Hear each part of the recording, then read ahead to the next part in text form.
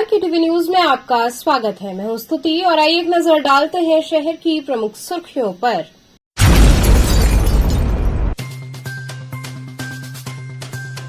वाराणसी पहुंचे सांसद मनोज तिवारी ने कहा, द केरला स्टोरी फिल्म सच्ची घटना पर आधारित। विपक्ष पर कहा, केजरीवाल की राजनीति का जल्द होगा पतन।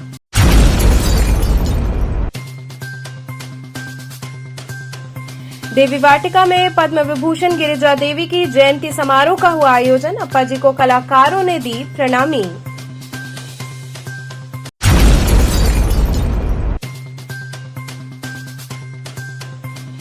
बसंत पब्लिक स्कूल में आयोजित समर कैंप सेलिब्रेशन में विद्यार्थियों द्वारा रंगारंग कार्यक्रमों की हुई प्रस्तुति।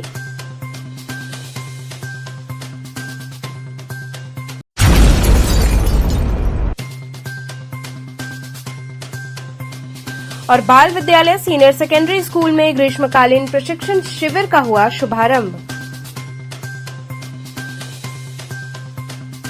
और अब खबरें विस्तार से। वाराणसी पहुंचे सांसद मनोज तिवारी ने कहा कि द केरला स्टोरी फिल्म सच्ची घटना पर आधारित है। विपक्ष पर निशाना साधते हुए कहा कि केजरीवाल की राजनीति का जल्द पतन होगा। वाराणसी पहुंचे दिल्ली के सांसद मनोज तिवारी काशी फिल्म संस्था के एक कार्यक्रम में शामिल हुए, जहां उन्होंने युवा कलाकारों के साथ कुछ वक्त भी गुजारा और अपनी पुरानी यादों को ताजा करते हुए कहा कि कभी हमने भी इन्हीं संस्थाओं के साथ जुड़कर अपने फिल्मी करियर की शुरुआत की थी। साथ ही उन्होंने पत्रकारों से बातचीत में विपक्ष पर जमकर निशाना साधा और वहीं द केरला स्टोरी फिल्म को सच्ची घटना पर आधारित फिल्म बताया। द केरला स्टोरी फिल्म पर मनोज तिवारी ने कहा कि हम लोग जब सूचना प्रसारण मंत्रालय में मीटिंग करते हैं तो हम किसी को नहीं रोक सकते कि आप इस तरह की फिल्म न बनाएं। उन्होंने कहा कि हमारा कहना है कि जो भी फिल्म बना रहे हैं, अगर उन पर कोई आरोप या विवाद होता है तो उसका जवाब देने के लिए उन्हें तैयार रहना चाहिए। उन्होंने कहा कि कई ऐसी फिल्में हैं जो एक विशेष जाति और कम्युनिटी को बदनाम करने के लिए बनाई गई। उन फिल्मों पर कोई सवाल नहीं उठाता था। आज जनता चाहे कश्मीर फाइल हो या फिर द केरला स्टोरी उसका सपोर्ट कर रही है तो कुछ लोगों को बुरा लग रहा है। उन्होंने कहा कि जो डॉक्यूमेंट्री है पहले से जो वहां के समाज ने देखा है, जिस तरह का FIR थाने में पहले से है, तो उसको बनाने में किसी को रोका नहीं जा सकता है।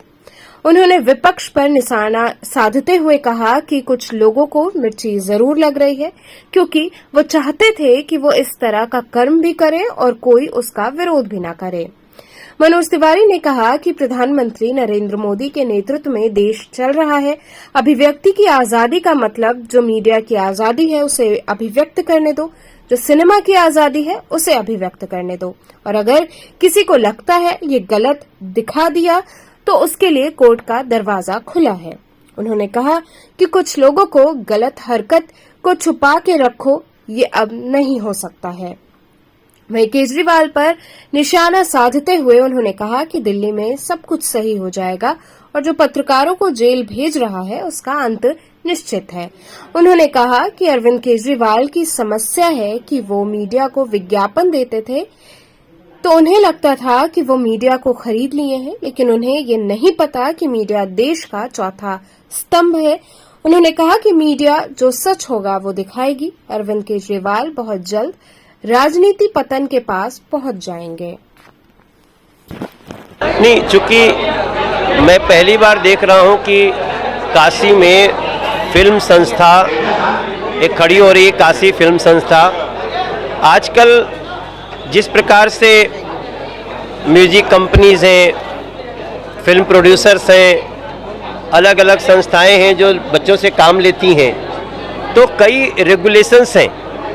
मैं INB का भी मेंबर हूं, तो हम पूरे वेब सीरीज से लेके और देश के सिनेमा सेंसर बोर्ड से लेके सब कुछ हम लोग नियंत्रित इस ढंग से करना चाहते हैं जहां सिनेमा को और फायदा हो।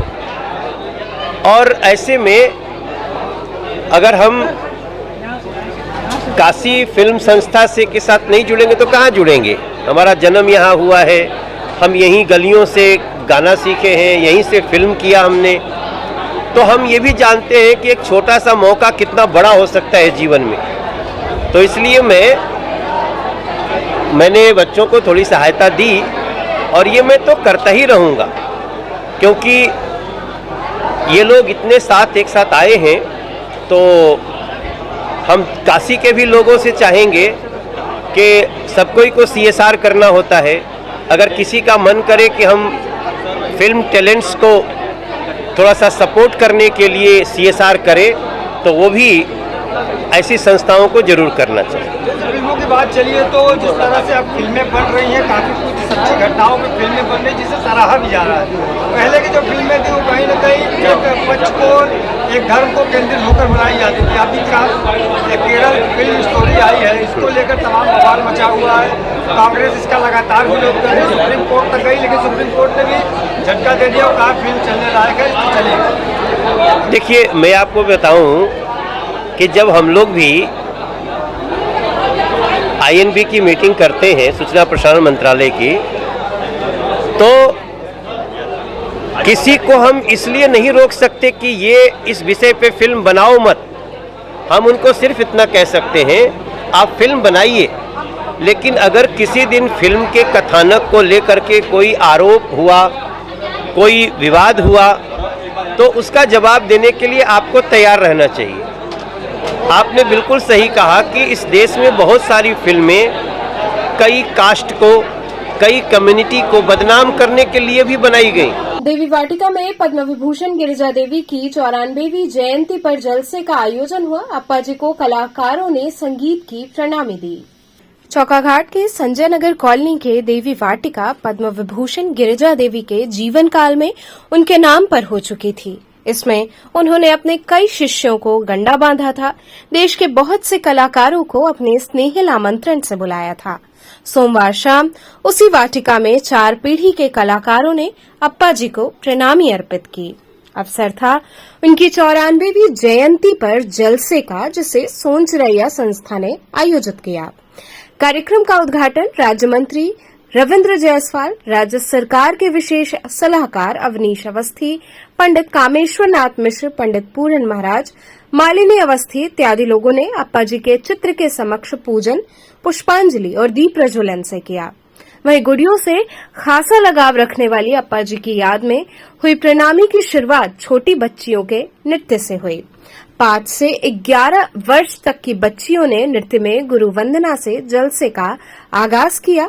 कार्यक्रम को अंजाम तक पद्मश्री मालिनी अवस्थी ने पहुंचाया। अप्पा जी की प्रिय ठुमरियों और दादरों से उन्होंने अपनी गुरु मां का स्मरण किया। ये पहला मौका था जब मालिनी अवस्थी के साथ उनकी बेटी भी मंचासीन हुई। इससे पूर्व गिरिजा देवी के गुरु आचार्य श्रीचंद मिश्र की वंश परंपरा से जुड़ी मीना मिश्रा के निर्देशन में उनके शिष्यों ने समूह गायन किया। अगली प्रस्तुति में वरिष्ठ कलाकार पंडित पूरन महाराज और उनकी पुत्री अवंतिका महाराज ने मंच संभाला। अप्पा जी के शिष्य रोहित मिश्र ने पहली बार एकल गायन किया। वहीं बनारस घराने की युवा कलाकार विशाल कृष्ण ने कथक की मनमोहक प्रस्तुति से कार्यक्रम को आगे बढ़ाया। इस संपूर्ण कार्यक्रम का संचालन सौरभ चक्रवर्ती ने किया। इस मौके पर प्रमुख रूप से विधायक डॉक्टर नीलकंठ तिवारी, पद्मश्री प्रोफेसर राजेश्वर आचार्य, पंडित शिवनाथ मिश्रा, धर्मेंद्र सिंह, गंगा सहाय पांडे, पंडित हरिराम द्विवेदी इत्यादि लोग उपस्थित रहे।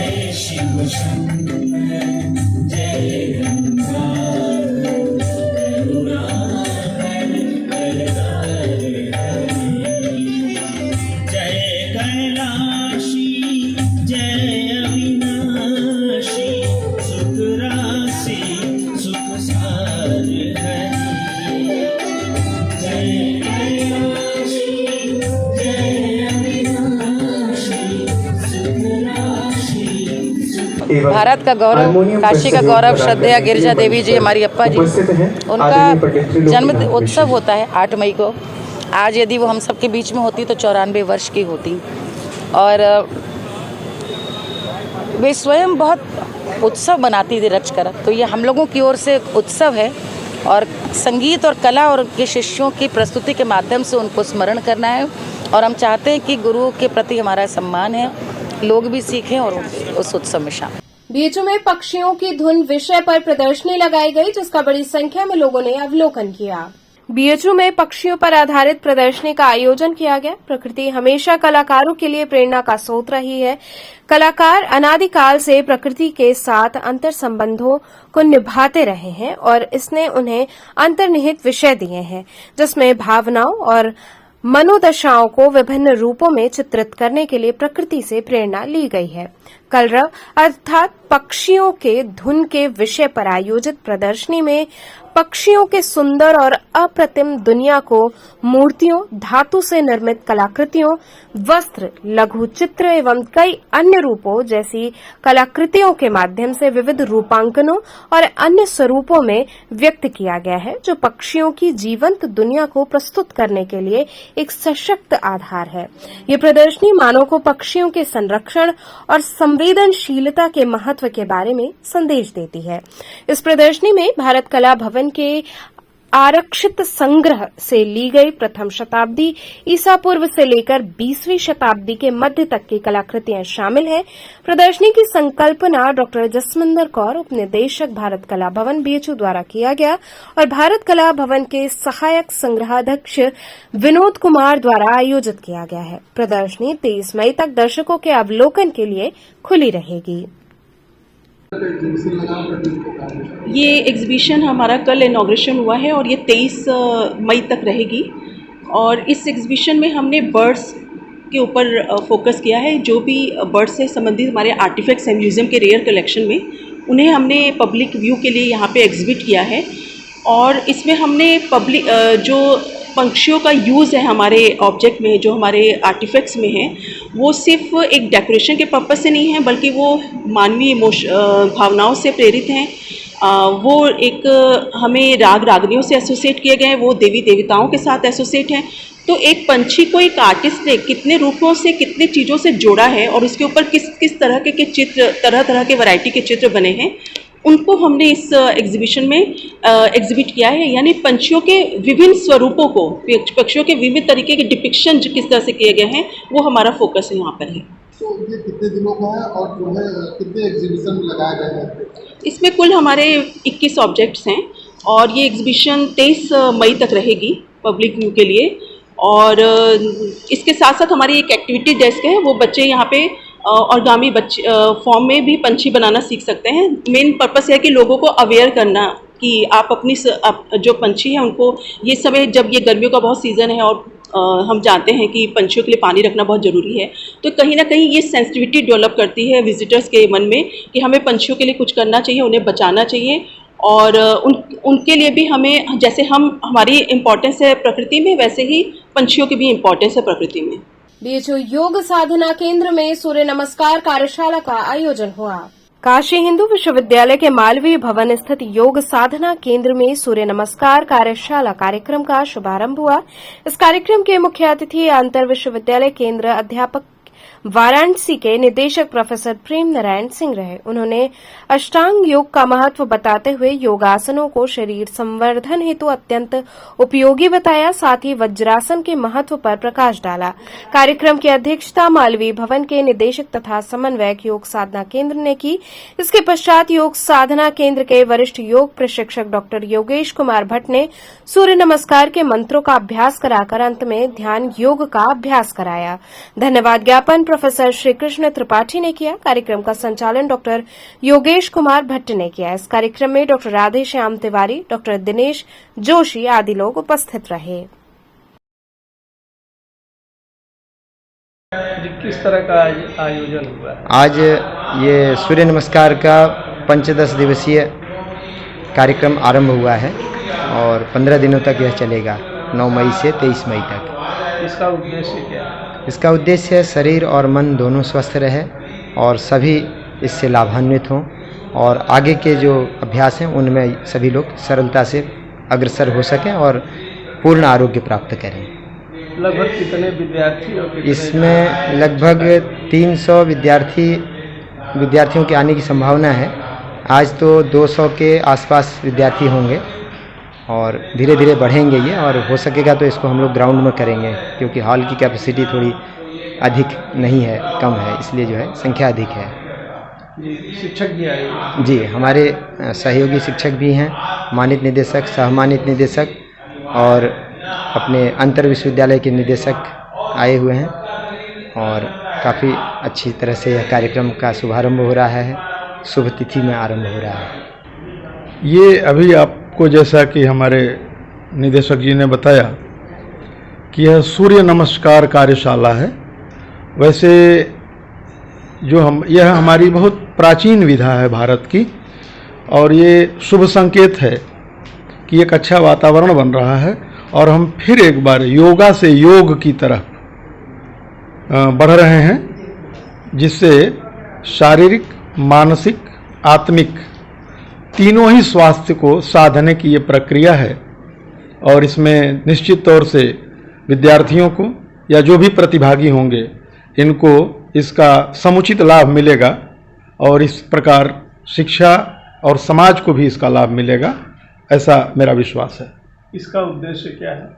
इसका उद्देश्य है व्यक्ति को स्वस्थ रखना, और जब व्यक्ति स्वस्थ रहेगा तो समाज स्वस्थ रहेगा, समाज स्वस्थ रहेगा तो राष्ट्र सबल होगा। ये सारी चीज़ें एक दूसरे से जुड़ी हुई हैं। तो इसका मुख्य उद्देश्य है व्यक्ति से राष्ट्र तक का स्वास्थ्य, उसकी समृद्धि, उसकी समुन्नति। इसमें विश्वविद्यालय के बाहर के लोग भी रजिस्ट्रेशन करा सकते हैं? जी, जरूर करा सकते हैं। जो भी अपने को और अपने माध्यम से इस समाज और देश को स्वस्थ रखना चाहता है, मुझे लगता है कि निदेशक जी सभी को उसकी अनुमति देंगे, उसका स्वागत होगा। चैनल के माध्यम से कोई संदेश? सभी लोग योग को अपनाएं, स्वस्थ रहें, निरोग रहें, ताकि अपना और देश का काम अच्छी तरीके से कर सकें। यही हमारा निवेदन है, संदेश नहीं। यहाँ रुकेंगे एक छोटे से ब्रेक के लिए, आप बने रहिए KTV के साथ।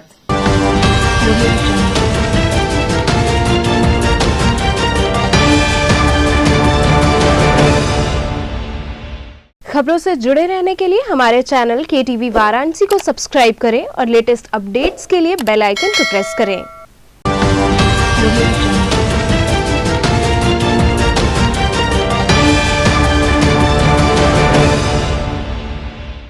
ब्रेक के बाद आपका स्वागत है। बसंत पब्लिक स्कूल में आयोजित समर कैंप सेलिब्रेशन में विद्यार्थियों ने रंगारंग कार्यक्रम प्रस्तुत किया। पिशाच मोचन रमाकांत नगर कॉलोनी स्थित बसंत पब्लिक स्कूल में 3 दिवसीय समर कैंप सेलिब्रेशन के तहत दूसरे दिन के कार्यक्रम में बच्चों ने बढ़ चढ़कर भाग लिया। समारोह के दूसरे दिन कक्षा 3 से कक्षा 5 तक के छात्र छात्राओं द्वारा बढ़ चढ़कर भाग लिया गया। छात्र छात्राओं ने एक से बढ़कर एक रंगारंग सांस्कृतिक कार्यक्रमों की प्रस्तुति की।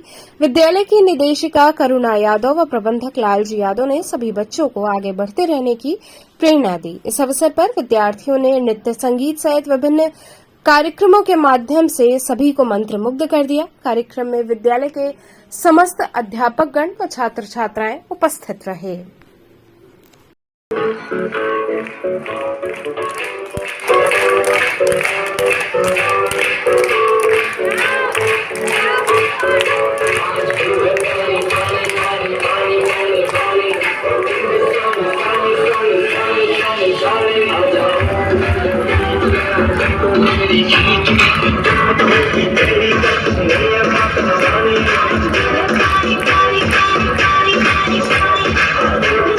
सेकेंडरी स्कूल में ग्रीष्मकालीन प्रशिक्षण शिविर का शुभारंभ हुआ।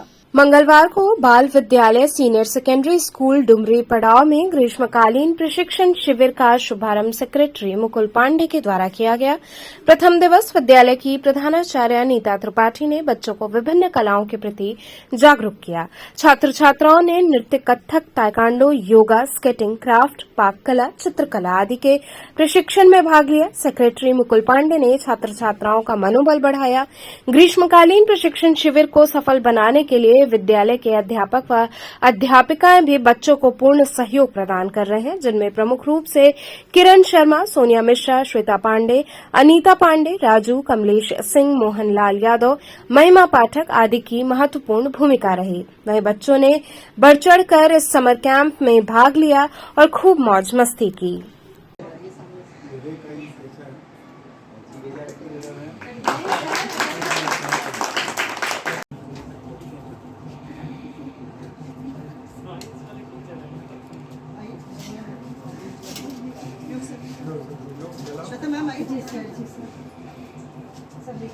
एक दो बच्चों से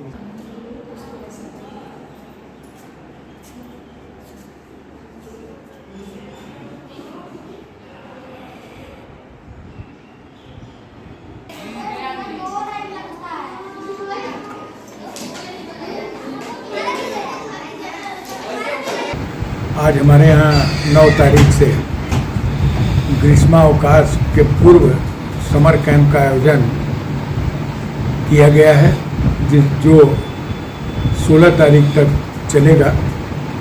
और इस बीच में बच्चों को इतनी कलाओं के प्रति हम रुझान पैदा कर देते हैं कि हॉर्स राइडिंग से लेकर के गिटार से लेके और आपके ब्यूटिशियन कोर्स, क्राफ्ट की सारी चीज़ें, मेहंदी जैसी चीज़ और आपके स्केटिंग, डांस, सारी चीज़ों का आयोजन होता है। और ये बच्चे जब हम आज से ही प्रयास करेंगे कुछ सिखाने का, तो निश्चित है कि ये स्किल डेवलपमेंट के अंतर्गत सारी चीज़ें आती हैं। बच्चों के अंदर कुछ न कुछ हुनर ऐसा होना चाहिए कि जीवन में जब भी इन हुनर की आवश्यकता पड़े अपने स्वयं की जीविका को चलाने के लिए, तो उस हुनर का प्रयोग वो कर सकते हैं और करते भी हैं और करेंगे भी। इन सब चीज़ों का हमको, ये सारी चीज़ों को कराने का सिर्फ इतना मकसद होता है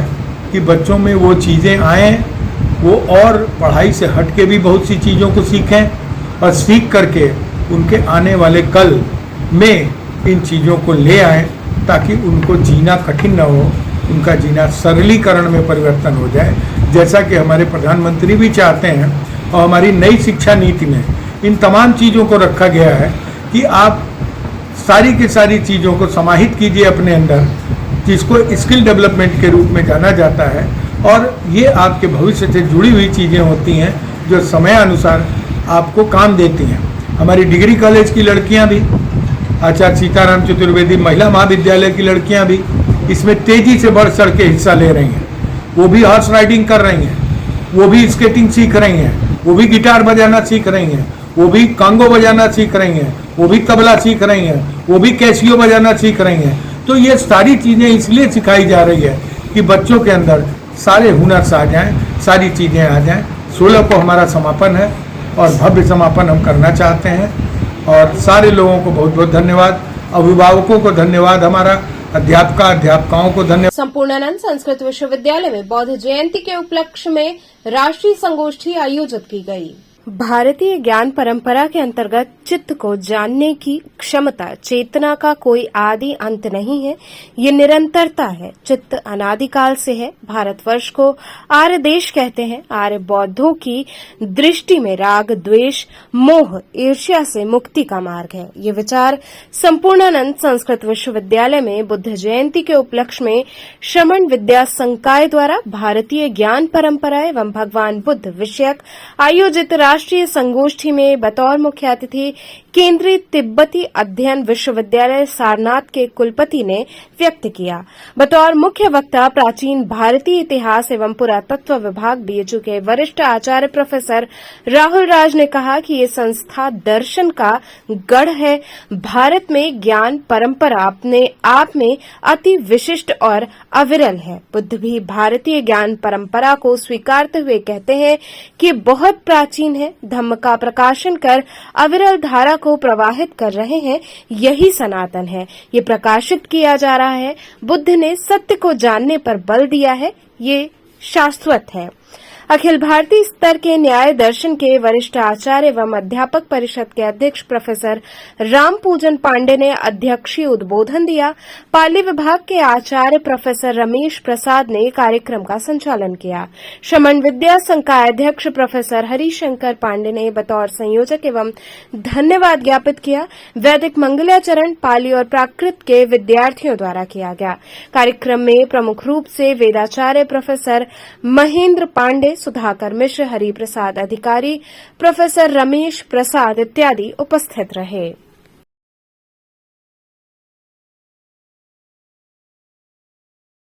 बीएचयू भू भौतिकी विभाग के प्रोफेसर मनोज कुमार श्रीवास्तव ने आगे आने वाले मौसम पर विशेष जानकारी दी।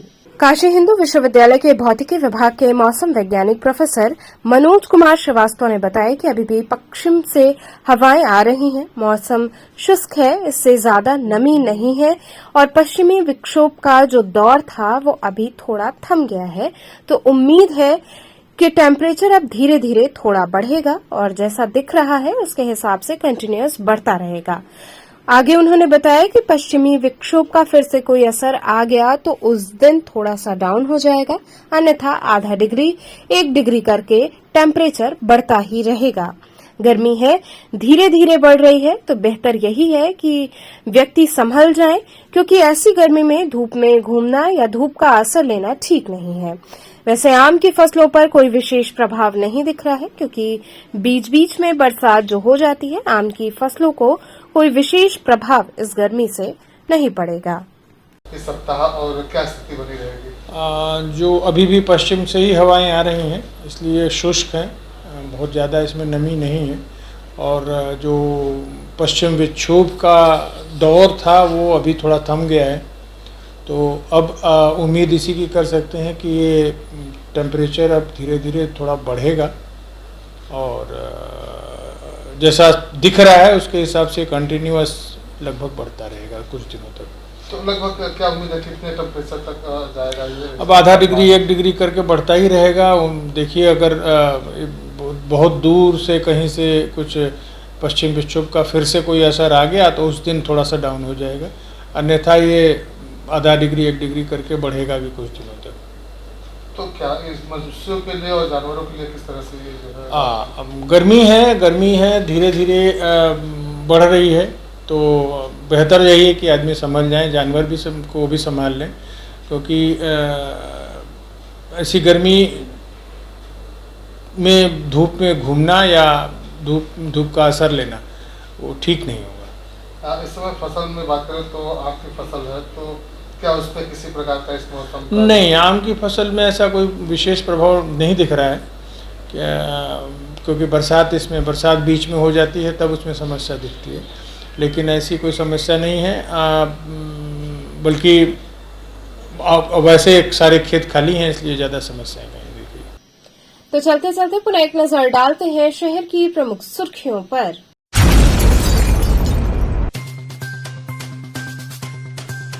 वाराणसी पहुंचे सांसद मनोज तिवारी ने कहा, द केरला स्टोरी फिल्म सच्ची घटना पर आधारित। विपक्ष पर कहा, केजरीवाल की राजनीति का जल्द होगा पतन।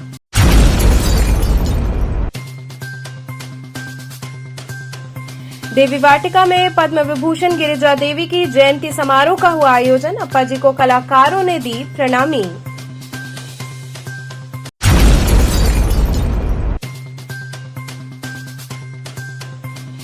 बसंत पब्लिक स्कूल में आयोजित समर कैंप सेलिब्रेशन में विद्यार्थियों द्वारा रंगारंग कार्यक्रमों की हुई प्रस्तुति।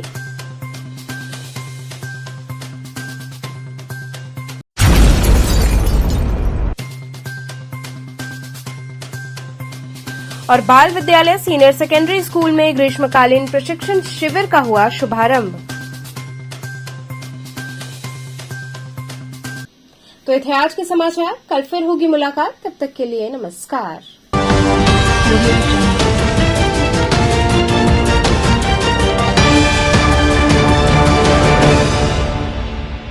खबरों से जुड़े रहने के लिए हमारे चैनल KTV वाराणसी को सब्सक्राइब करें और लेटेस्ट अपडेट्स के लिए बेल आइकन को प्रेस करें।